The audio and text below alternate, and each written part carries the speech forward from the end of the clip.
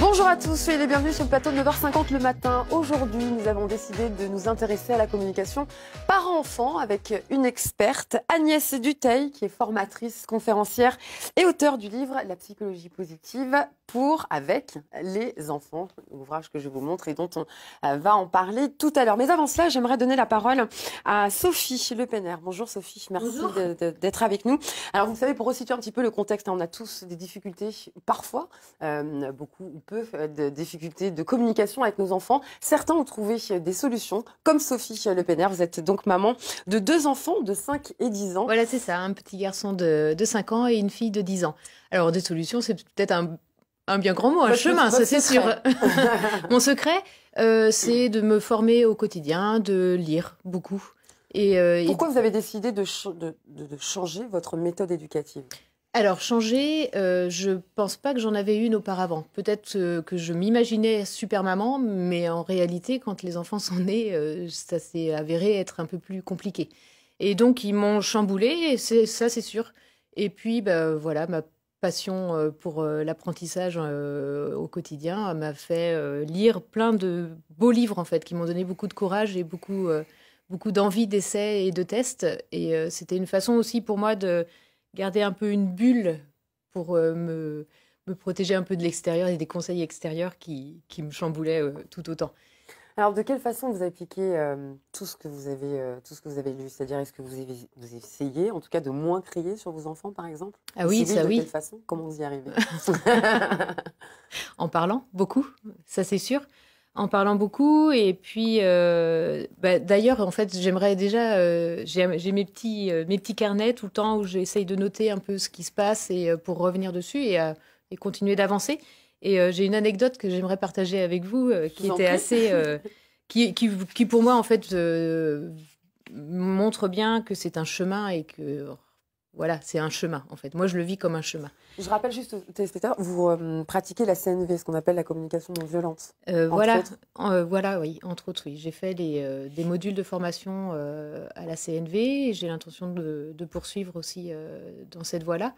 Et puis, après, en fait, je me suis rendu compte que ça devenait une passion aussi, cette communication, puisque c'était au préalable pour la sphère familiale et elle a commencé à rayonner, en fait, finalement, dans ma vie sociale, au sein du travail, régler des conflits, des problèmes avec des fournisseurs, clients, etc. Donc c'est vraiment chouette, en fait, comme... c'est global, voilà, c'est ça. Que vous avez réussi à appliquer dans tous vos... Que j'essaie d'appliquer, après réussir, c'est peut-être un bien grand mot, mais oui, que j'essaie. Et donc, je vais juste vous citer ce qui s'est passé une fois avec ma fille de 10 ans. Donc, j'étais en pleine formation CNV et je parle, on dit chacal, je parle pas bien en fait. Et donc là, ma fille se retourne vers moi et puis elle me fait « Ah bah ça, c'était pas CNV, hein. Quand on fait une formation CNV, on commence par soi avant de demander aux autres de mieux parler. » Donc à ce moment-là, j'ai pris mon petit carnet, j'ai noté, j'ai dit oui, d'accord. Agnès Dutheil, je rappelle, vous êtes formatrice, conférencière et auteure du livre La psychologie positive avec les enfants. Qu'est-ce que ça vous inspire, ça vous évoque, ce petit exemple que vient de le chemin que j'ai fait moi-même avec mes enfants, quand j'ai commencé à me parler, à essayer de me former, à parler différemment avec mes enfants, j'ai vécu ça aussi. Ils m'ont dit en fait que vraiment j'avais encore beaucoup de travail, que c'était que bien sûr. Et alors j'ai affiché tout à l'heure en fait avant de passer à l'antenne, Sophie disait qu'elle partageait ça avec ses enfants et moi j'ai affiché aussi partout les outils, les choses parce que c'était tellement pas naturel. C'est une autre langue. Combien d'enfants avez-vous, Agnès ? J'en ai 5. 5 enfants. Voilà, oui. De quel âge à quel âge aujourd'hui ? Ils sont grands maintenant. Mon dernier a 21 ans. Voilà. Et donc, vous avez, on reviendra un peu plus dans le détail tout à l'heure, mais vous avez complètement adopté la communication non violente avec eux et c'est la psychologie positive, l'éducation positive. Alors, j'ai eu la chance d'être l'élève de Marshall Rosenberg et en même temps, c'est un chemin, effectivement, comme dit Sophie, qui est long, difficile. Enfin, c'est pas simple parce que ça dépend de où on vient, hein, mais c'est vraiment une autre langue. Alors, mais moi, je me suis formée dans d'autres choses aussi, en fait, en psychologie positive, bien sûr, dans la non-violence, enfin, voilà. Donc, comment dire, j'ai mon petit bagage. Voilà. Alors, pour ceux qui ne connaissent pas, Marshall Rosenberg est le concepteur de la communication non violente. Voilà, et donc vous avez été l'élève, vous avez eu la chance d'être son élève. Bon, on donne aussi la parole aux papas ici à 9h50 le matin, oui, parce qu'il y a les mamans, mais il y a aussi les papas. Bonjour Samuel Dupont, vous avez 34 ans, vous êtes papa de 4 enfants qui ont 6, 7, 4 et 2 ans. Bravo. 6, 4, 2 et 7 mois. Pardon. Et 7 mois, pardon. Le 7, c'était des mois. Oui, voilà, c'est ça. Ça va déjà? Pas trop fatigué? Ça va. Là, je reviens ce matin. En fait, ma compagne est infirmière, donc elle est partie très tôt. Donc c'est moi qui ai géré les 4 petits ce matin. Et c'est quand même du boulot. Et puis c'est vrai que des fois, on est quand même bien à 2 plutôt que tout seul. Mais bon, quand on est tout seul, il faut trouver des solutions. Alors, quelle solution, justement? Et nous, en fait, avec ma compagne, on s'est assez vite rendu compte, après avoir eu notre premier enfant, qu'on avait des conceptions, enfin des idées, puis on avait reçu des éducations qui étaient vraiment très, très différentes, et des histoires de vie, enfin des histoires familiales très différentes. Et simplement pour situer le contexte, l'un qui avait une éducation plutôt stricte et l'autre... Plutôt... c'est difficile de caricaturer, mais... oui, je pense que oui, peut-être une éducation plus stricte et une éducation plus on va dire... c'est un peu compliqué de dire ça, mais on peut schématiser comme ça. Et du coup, derrière ça, en fait, on s'est rendu compte qu'il y avait plein de peurs, plein de... on imaginait qu'il fallait que... Il y en a un ou deux qui imaginaient qu'il fallait que notre enfant dorme beaucoup, l'autre c'était important qu'il soit éveillé. Enfin, on se perdait vraiment, puis entre nous, c'était compliqué. Et du coup, on a cherché une solution, et on est tombé sur Agnès. Alors pour le coup, je n'avais pas imaginé qu'en fait ça m'allait faire ma promotion. Non, ce qui est bien sur ce plateau, c'est que c'est vrai que nos deux invités connaissent Agnès Dutheil, notre experte, donc, qui a fait ce livre. Oui. Et donc, vous avez aidé beaucoup de personnes, et je suppose aussi, je pense, beaucoup de gens qui nous regardent, qui vont se poser sur... Voilà, on vous laisse continuer, ça va, je vous en prie. Et voilà, et du coup, on a participé à... Donc, Agnès organise et anime des ateliers de parentalité. Et pour nous, ça a été vraiment très intéressant pour vraiment faire la part des choses, entre autres, entre autoritarisme et autorité.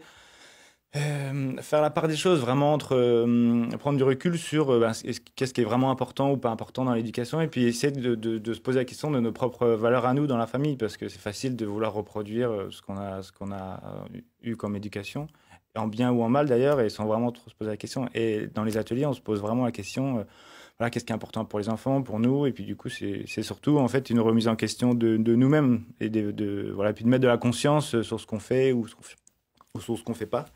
Et donc moi, par exemple, un exemple, je me rappelle, il y a un moment, un matin, par exemple, j'étais avec mon grand, là, et c'était le speed et tout ça, il fallait se brosser les dents, ranger les affaires, tout ça, partir, et tout ça. Du coup, je dis à mon petit, va mettre tes chaussures, tout ça. En même temps, je faisais plein d'autres trucs, et après, je lui dis, va te brosser les dents, et tout ça. Puis à un moment, il s'arrête, il me dit, papa, tu peux pas me demander d'aller mettre mes chaussures, après d'aller me brosser les dents, tout ça. En fait, je me rends... Et du coup, mais si je mets mes chaussures, c'est qu'on est prêt à partir. Et du coup, lui, il était perdu. Je me suis dit, en fait, ce que je renvoie, c'est il n'y a pas de cadre, c'est du stress. Et du coup, et je me suis dit à ce moment-là, en fait, ce qui est intéressant vraiment, c'est de se dire, bon, voilà, de quoi ils ont besoin. Ils ont besoin de temps pour se préparer. Ils ont besoin aussi, on est leur référent, donc d'un vrai cadre, le matin avec des horaires, et puis de l'écrire ensemble, ce qu'ils ont besoin, pas besoin. Ça, c'est des choses qu'on a travaillé avec Agnès. Et en fait, qu'ils soient bien dans un cadre et qu'on ait construit ensemble, en fait. Et le matin, c'est très important. Le réveil de nos enfants, la façon dont on va les réveiller va un petit peu définir la couleur de leur journée, de leurs émotions. Agnès, alors, dans ce que vous dites là, Alicia, il y a plein de choses. Oui, la façon de les réveiller, d'abord, moi, je trouve qu'effectivement, comme dit Sam, ça se travaille ensemble. C'est-à-dire que, alors bien sûr, quand les enfants sont tout petits, non, mais dès que les enfants commencent à parler, commencent à comprendre en fait ce qui est en train de se passer, oui, c'est intéressant de dire, alors, le matin, qu'est-ce qui serait juste pour toi? Comment est-ce que tu veux faire? C'est-à-dire que moi, je pars du principe que tout est négociable. On co-construit avec l'enfant les choses. Une fois qu'on a co-construit, par contre, ça, c'est plus négociable. C'est-à-dire qu'une fois qu'on a décidé ensemble ce qu'on allait faire, qu'on l'a écrit, qu'on l'a dessiné, qu'on a collé, qu'on a fait, je sais pas, qu'on a affiché tout ça, Et bien après, c'est plus négociable. Il n'est plus question le matin de commencer à dire « Ah ben non, finalement, je veux pas comme ça, je veux… » Non. C'est en cela qu'on pose un cadre. Oui, ça, c'est un cadre. Après, à l'intérieur du cadre, on est très libre, mais il y a un cadre qu'on a négocié, mais ensuite qui n'est plus négociable. J'insiste vraiment là-dessus. Parce que j'entends beaucoup de parents qui ont l'impression que l'éducation positive, c'est toujours de négocier avec les enfants. Non, négocier une fois, mais pas tous les jours. Voilà, c'est ça. Mais c'est vrai qu'on a un petit peu cette réputation, parce que moi, j'essaye de pratiquer autant que faire se peut, et de laxisme. Oui. Pourquoi les autres parents ont l'impression qu'on est dans cette forme de laxisme dans l'éducation des enfants? Alors, je ne sais pas pourquoi, et en même temps, je me dis, ce que je peux voir, c'est qu'il y a beaucoup de parents qui confondent, en fin de compte, effectivement, l'éducation positive avec le laxisme, et qui sont effectivement laxiste, quelquefois. C'est-à-dire à partir de quand, alors, il n'y a pas de cadre.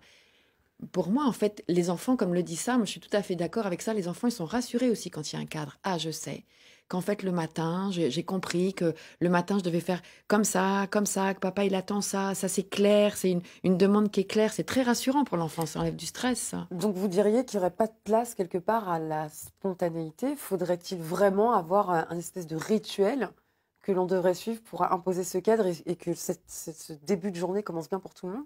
Ah, alors, c'est vraiment, c'est là la subtilité des choses. Parce que c'est pas parce qu'il y a un cadre qu'il n'y a plus, en fait, compte de spontanéité. C'est le contraire. Parce qu'il y a un cadre, parce que je sais qu'à la fin du sablier, on va partir, eh bien, ça veut dire que je sais que j'ai tout le sablier pour faire ce que j'ai besoin de faire. Oui, voilà. Mais du coup, je suis tranquille. À la fin du sablier, je m'en vais. Je propose le sablier parce que pour les enfants, surtout petits, le fait de voir un horaire, c'est compliqué. Les enfants, ils n'arrivent pas à comprendre. Par contre, voir le sable s'écouler et savoir qu'à la fin, c'est le moment où je vais mettre mes chaussures. Oui. On peut vraiment jouer de façon pragmatique, utiliser un sablier avec nos enfants, même avec les tout petits. Moi, je vois que les miens ont 21 mois. Ça pourrait fonctionner, même avec eux. Ils sont peut-être un peu jeunes, mais... Oui. C'est à partir de quel âge qu'on pourrait... Sophie, vous avez commencé à comprendre que votre mode d'éducation fonctionnait à partir de quel âge? Alors, moi, je reviens... Enfin, fonctionnait, c'est pareil, c'est peut-être un mot... Enfin, en tout cas, plein d'énergie positive. Oui, voilà. Et en fait, moi, je dirais que dans le cadre... en fait, moi, l'autorité... Enfin, avec mon mari, on est à notre propre compte. Je pense que c'est pour aussi pouvoir gérer notre vie à notre image. Et donc l'autorité, voilà, ça a été un problème, beaucoup de questions, le cadre, moi aussi, on m'a beaucoup reproché de ne pas mettre autant de barrières et je me sentais pas à l'aise avec ça. Et en fait, plus j'avance dans mes formations et mes lectures, eh bien, plus je prends aussi de l'assurance avec ce que je pense juste. Et je pense que c'est ça, en fait. Du coup, effectivement, il y a des choses qui sont non négociables. C'est comme ça. Et effectivement, ils ont quand même leur place pour pouvoir parler, s'exprimer, évidemment. Je pense que pour beaucoup de parents qui nous regardent, on se pose la question, on doit répéter 100 fois les mêmes choses. Va te laver, va te déshabiller, va te brosser les dents. Comment on peut pallier à cette répétition? Comment on peut faire en sorte de ne pas avoir à répéter, se fatiguer, et je pense de fatiguer nos enfants aussi, selon vous? Alors, je pense que l'éducation, c'est de la répétition. De toute façon, on est obligé. Voilà. C'est un incontournable. Oui, les enfants, ils ont besoin, en fait, ils arrivent au monde, ils ont tout à apprendre. Et oui, l'éducation, c'est de la répétition. Après, c'est comment on répète pour ne pas les abîmer. Parce qu'en fait, j'en ai marre de toujours te répéter qu'à 7 heures, il faut que tu sois au lit. Ça fait mal. Ben oui. Autant pour le parent que pour l'enfant. Par contre, de dire, est-ce que tu vois le sablier, tu te rappelles qu'on a décidé ensemble qu'à la fin du sablier, en fait, tu dois être au lit? Donc là, on responsabilise l'enfant. Oui. C'est une façon aussi de le responsabiliser. Bien sûr. Et ça, il n'y a pas d'âge. Et ça, c'est la différence entre le cadre et des limites. Dans le cadre, si vous visualisez un cadre, à l'intérieur du cadre, il y a de l'espace.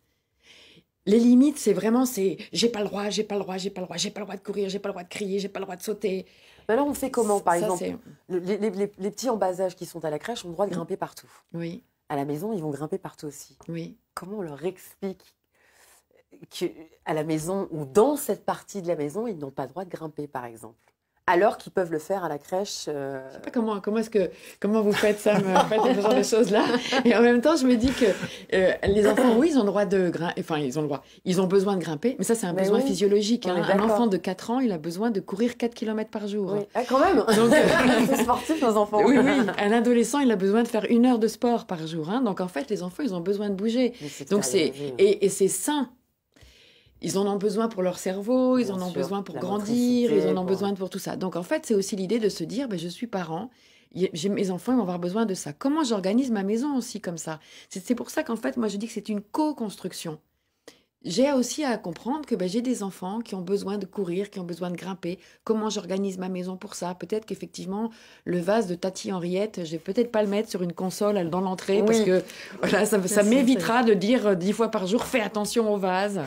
Pour le moment, il va rester au-dessus du frigo, il va moins craindre et puis on verra dans 10 ans. Ça nous adapter et un petit peu la méthode Montessori, notamment pour les chambres. Oui, voilà. Et en même temps, à partir du moment où en fait les enfants ont un espace de liberté comme ça, il y a aussi un endroit où on peut leur dire dans la maison, il y a un endroit, tu sais, là, tu fais attention parce que tu te rappelles il y a ça. Mais c'est un endroit dans la maison où c'est comme ça. Mais ça nous évite justement... Moi, je me dis souvent, il faut choisir ses batailles. Si on passe notre temps, je veux dire, à répéter il y a des choses qui sont vraiment... Un jour, il y a une maman comme ça, quand on avait travaillé sur choisir ses batailles, et on avait travaillé sur les valeurs, etc. Donc, en fait, finalement, les règles, elles viennent sur nos valeurs. Sinon, effectivement, si une règle, elle est ajustée sur aucune valeur, qu'est-ce que ça veut dire? Il y a une maman qui prend la parole, puis qui me dit, finalement, je viens de comprendre que mets tes chaussons, en fait, ça n'a pas d'importance. Je lui dis, ça, c'est toi qui vois, ça, cette histoire-là, mais tes chaussons, ça se repose s'il n'y a pas de danger qu'elle glisse ou autre, pourquoi l'obliger à faire quelque chose? Et même si, en fin de compte, il y a un danger qu'elle glisse. Je veux dire, un enfant, il a aussi à apprendre, parce que c'est très important, en fait, qu'il apprenne dans son corps. Tiens, quand c'est glissant, j'apprends à marcher de manière à ne pas tomber. Ou parfois, le laisser chuter. Voilà, et finalement, qu'est-ce que ça peut faire? Oui, il va chuter puis il va se relever. Voilà. Samuel, pour conclure, un mot aux papas qui nous regardent. Ouh là là, c'est compliqué. Alors, pour le coup... vous avez beaucoup de pression là sur vous.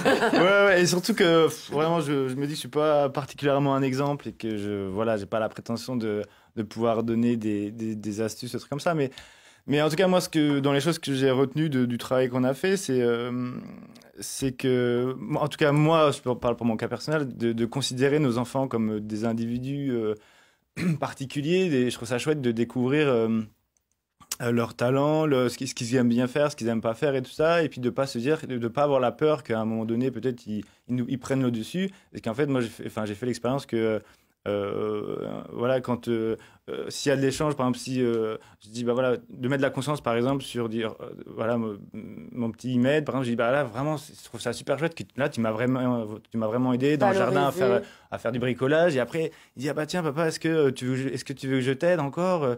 Et ça, de dire non, surtout ne touche pas, d'être plutôt dans le partage, l'échange, de dire tu peux m'aider.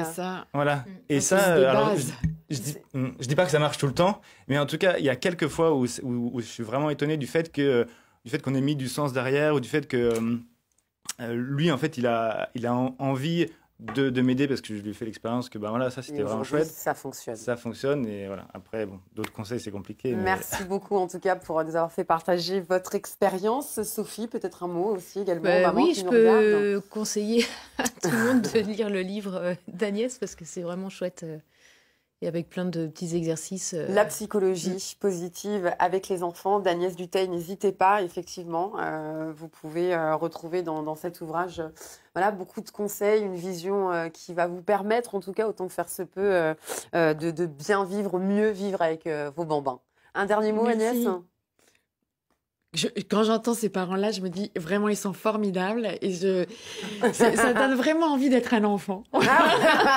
Bon, puis vous avez bien bossé, la preuve, ce sont vos élèves et puis visiblement ça non, fonctionne. Sophie, non, elle a lu mon livre, elle se débrouille, et effectivement Sam, ça fait un moment que je connais maintenant sa famille et c'est du bonheur, vraiment c'est du bonheur. Merci beaucoup à tous les trois d'être venus partager vos expériences sur le plateau. Merci beaucoup Agnès Dutheil pour vos précieux conseils. Je rappelle la psychologie positive des enfants avec les enfants. Vous pouvez le retrouver un petit peu partout, cet ouvrage. Et puis surtout n'hésitez pas à réagir sur les réseaux sociaux, à nous faire partager vous aussi vos expériences de parents. Merci beaucoup et à très bientôt. Ciao.